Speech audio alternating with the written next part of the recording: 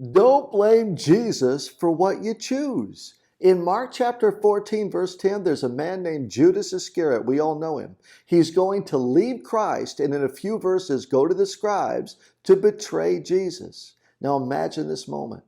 Jesus will be in the upper room, John chapter 13. And there he will say, truly, truly, I tell you that the Son of Man is going to be betrayed. And the disciples turn to one another. Who could it be? And Jesus says, to whom I place this morsel of food, dip it and hand it to, that is my betrayer.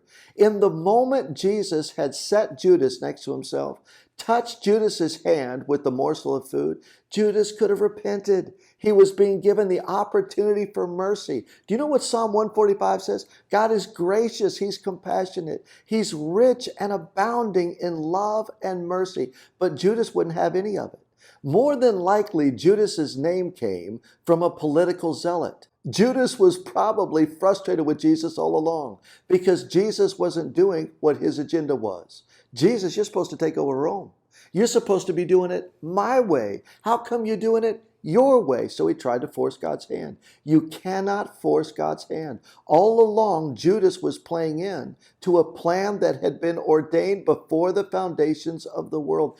Judas, you should have taken the moment and said, Jesus, my heart has grown embittered. It's grown hard. I'm not turned to you. But in this moment, I'm turning to you. To your very last breath, you can cry out to Christ. But that's not what Judas did.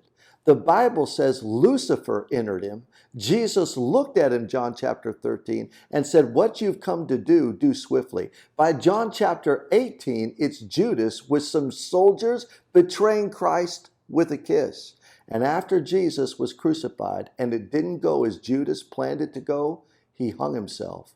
The end result of disobedience against Christ is always death. Friend, if you're sitting in your seat and you're watching this right now, turn to Christ. There's never a final last breath that you can't say, God, give me mercy, because you are gracious, you're compassionate, you're slow to anger, you're abounding in love. Won't you come in and make your home with me?